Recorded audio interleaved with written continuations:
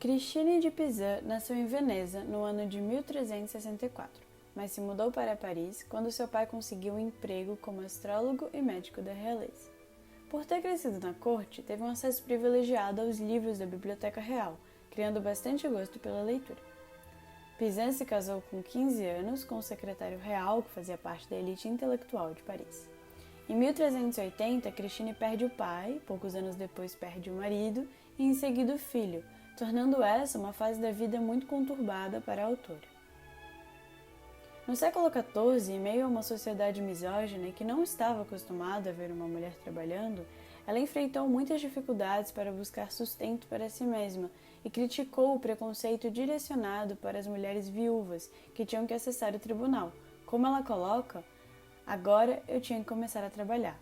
Eu estava cercada por todos os tipos de problemas. E como é o destino das viúvas, ações judiciais e ações legais vieram de todas as direções. Aqueles que me deviam dinheiro me atacaram para me impedir que pagasse. Assim, ela começou a estudar história e poesia, como uma maneira também de processar os lutos que estava vivenciando, sendo seus primeiros escritos caracterizados pelo lirismo melancólico, como no seguinte trecho de Balada 5. Maldita vida que dura tanto, pois nada mais me apetece, apenas morrer. Continuar vivendo não tem mais sentido, depois que morreu aquele que me deixava em vida. Já no século XV, começou a publicar inúmeras obras, entre elas, em 1404, A Cidade das Damas. Nessas obras, Christine escrevia em defesa das mulheres, tendo profundo impacto para o pensamento feminista. E assim, passou a viver como escritora profissional e se tornar a primeira mulher a sobreviver da escrita, sendo uma opção bastante revolucionária para o seu tempo, tendo em vista a forte pressão da sociedade para que, na situação de Christine, a mulher seguisse uma vida religiosa ou ingressasse em outro casamento. As obras dessa grande filósofa medieval não possuem muitas traduções em português, mesmo que o livro Cidade das Damas tenha tido certo reconhecimento por parte do público. A obra foi traduzida pela primeira vez na tese de Luciana Leonora de Freitas Calado, em 2006. Considerado a utopia do século XV, o livro Cidade das Damas, de 1405, é como resume Luciana Calado na Querela das Mulheres. Christine de Pizan cria um espaço imaginário, uma forma de refúgio para proteger as mulheres de todas as condições sociais contra os ataques misóginos recorrentes em obras de autoria masculina. Esta cidade utópica se constrói metaforicamente com biografias de mulheres virtuosas ao longo dos séculos, personagens das mitologias grega e romana, das crônicas, da Bíblia, igualmente do círculo de conhecimento da autora, se configurando desse modo como um catálogo de histórias, inspirado provavelmente em Mulheres Ilustres de Boccaccio, autor citado recorrentemente nessa obra de Pizan. Na obra encontramos a própria Christine como narradora, com um estilo de escrita espontânea que dialoga com o autor, expressando sua necessidade não só de formar uma autorrepresentação, como também de iniciar a construção de uma identidade feminina em um mundo acadêmico masculino. Logo no início somos apresentados as damas que não são nada menos que virtudes personificadas, que auxiliarão na construção da Cidade das Damas, a Dama Razão, a Dama Retidão e a Dama Justiça. Elas, como mediadoras, promovem uma relação pedagógica quanto a Christine. Essa utopia de Christine parece não só como um sonho consciente, mas também como um projeto racional e uma recomendação prática, fundamentada na realidade de seu tempo, visando alcançar uma nova realidade desejada. A própria metáfora da construção da cidade demonstra o processo de uma filosofia de ação, baseada na fé e esperança, e que, apesar de ser uma utopia, não ignora nem os fatos do momento nem a memória coletiva. O livro é dividido em 3 partes. A história começa com Christine lendo Mateolo, de Jean de Resson, autor que, segundo ela, tinha a reputação de falar bem das mulheres, e a partir da leitura começar a se questionar quais poderiam ser as causas e motivos que levavam tantos homens, clérigos e outros a maldizerem as mulheres e a condenarem suas condutas em palavras, tratados e escritos. Indignada, ela recebe a chegada das 3 damas, que surgem como um clarão e se apresentam.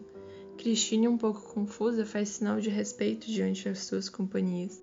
Elas acalmam Christine sobre a sua angústia após a leitura de Resson, e a Dama Razão diz: viemos anunciar a construção de um edifício, construído como uma cidade fortificada com excelentes fundamentos. Foste tu a escolhida para realizar, com nossa ajuda e conselhos, tal construção, onde habitarão todas as damas de renome e mulheres louváveis, uma vez que os muros de nossa cidade serão fechados a todas aquelas desprovidas de virtudes. Nesse momento percebemos o posicionamento da autora em sua obra quanto à importância de ser uma pessoa virtuosa, como comentado pela tradutora do livro, Luciana Calado. Christine se dirige a todas as mulheres de sua cidade, lembrando-lhes da importância de viver de acordo com algumas regras, que representam sobretudo o ideal de conduta feminina ligado às virtudes necessárias. São, portanto, as virtudes a base do projeto ideal imaginado por Christine. A primeira parte do livro, com as personagens Christine e Dama Razão, tem como essência o esclarecimento das dúvidas da autora, onde a Dama Razão expõe possíveis motivos pelos quais os homens desprezavam tanto as mulheres. Outras questões também são levantadas, a exemplo da criação do feminino na Bíblia. A apresentação das mulheres virtuosas começa quando Christine se pergunta quanto ao poder de administração e jurisdição das mulheres, e a Dama Razão lhe apresenta alguns exemplos de viúvas que dirigiram muito bem seus negócios depois da morte de seus maridos, dando prova inegável de que qualquer atividade é conveniente para uma mulher inteligente, como a Rainha Branca de Castela da França. Em seguida, a Dama Razão é questionada quanto ao corpo mais fraco das mulheres, e exprime a sua opinião. Prometo-te, bela amiga, que um corpo grande e forte não é garantia de uma grande virtude e de uma grande coragem, pois isso reside no interior e não na força do corpo ou dos membros. E ilustra sua fala com exemplos de algumas figuras femininas de força, coragem e audácia, a exemplo de Zenóbia, rainha de Palmira na atual Síria. Logo após, a discussão parte para o rumo das ciências e da inteligência das mulheres, e aqui vemos a importância da possibilidade do estudo, o que não era comum na época do livro, como a Dama Razão expõe. Sem dúvida, é por elas não experimentarem coisas diferentes, limitando-se às suas ocupações domésticas, ficando em casa, e não há nada mais estimulante para um ser dotado de inteligência do que uma experiência rica e variada.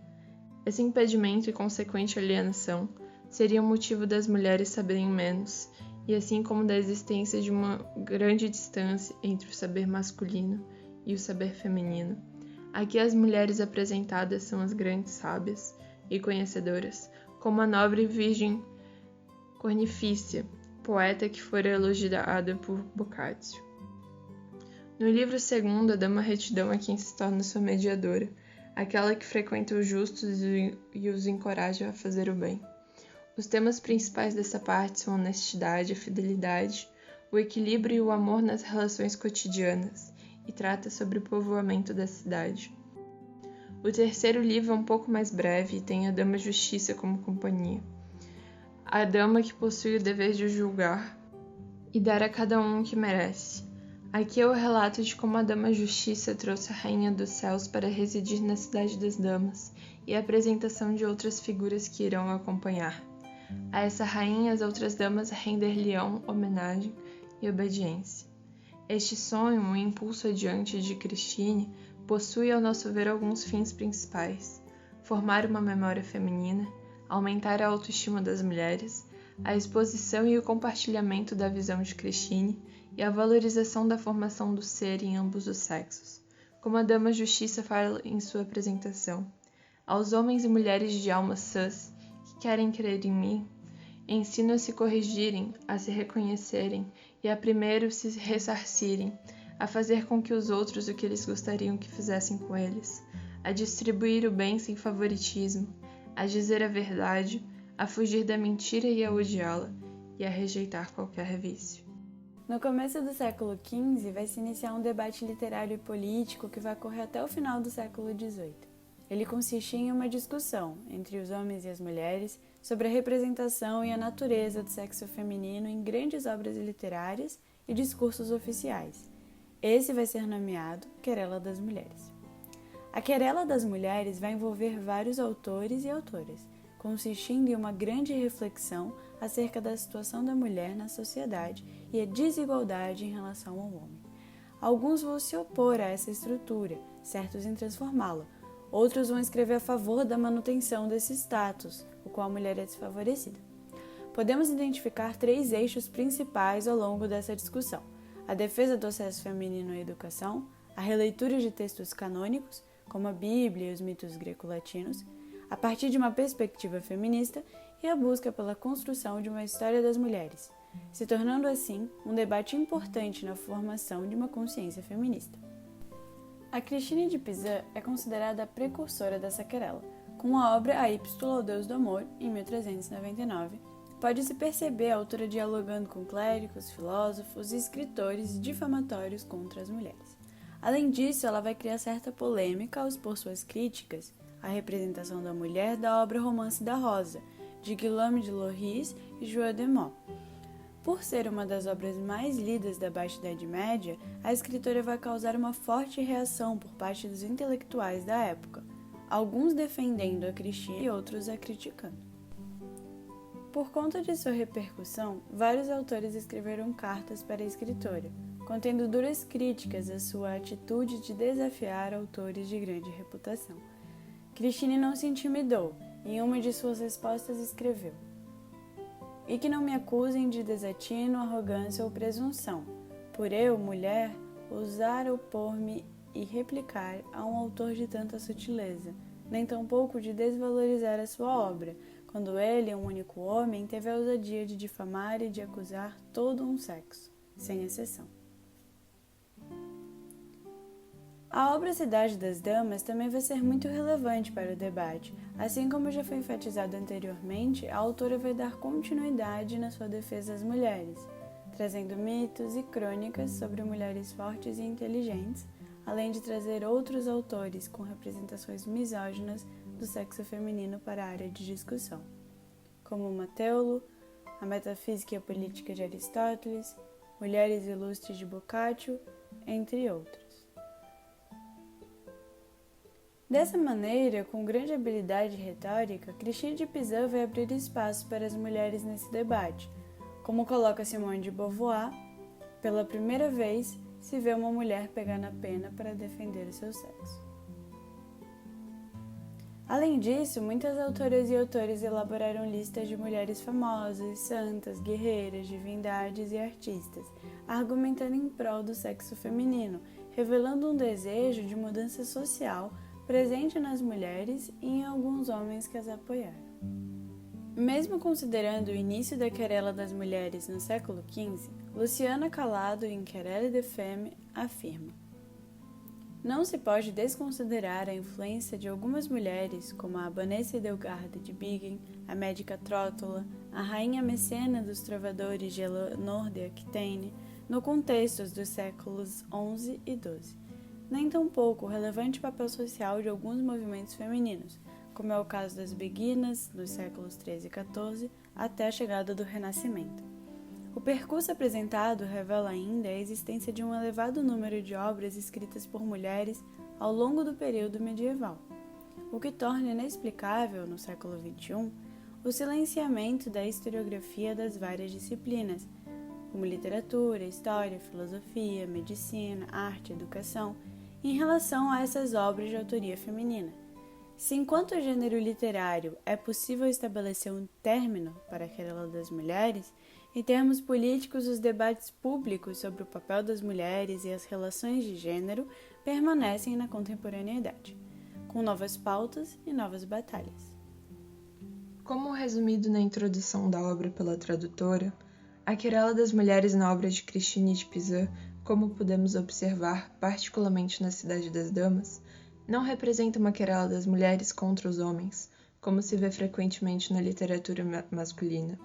Trata-se mais precisamente da querela das virtudes, da justiça, contra os vícios da humanidade, colocando em evidência as qualidades do sexo feminino, não de maneira arbitrária a partir de uma divisão biológica de gênero, mas indo além, em uma representação da questão de gênero como fator existencial.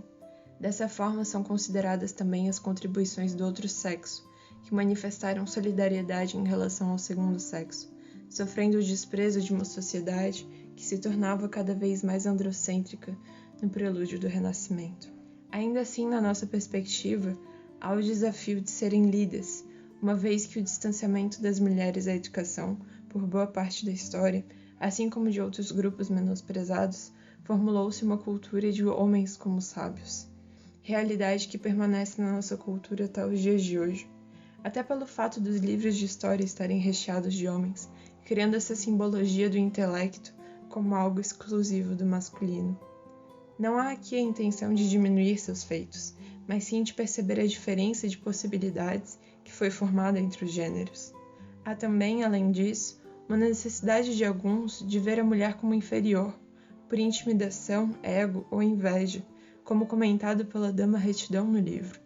Nem todos os homens, e principalmente aqueles mais cultos, compartilham a opinião de que é um mal a educação para as mulheres.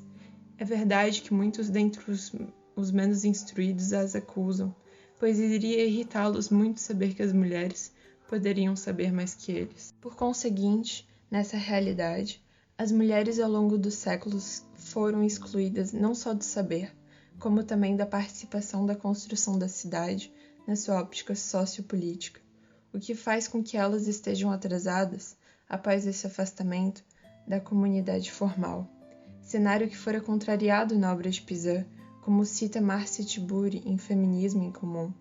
Christine, no século XV, falava para as mulheres do futuro, imaginando um mundo melhor para elas, que sempre foram vítimas de preconceito e misoginia, e nos faz pensar que o feminismo é, há muito tempo, uma utopia.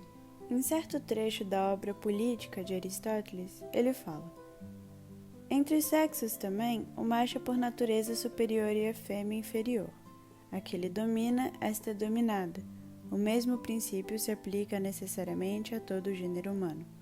Há por natureza várias classes de comandantes e comandados, pois de maneiras diferentes o homem livre comanda o escravo, o macho comanda a fêmea e o homem comanda a criança.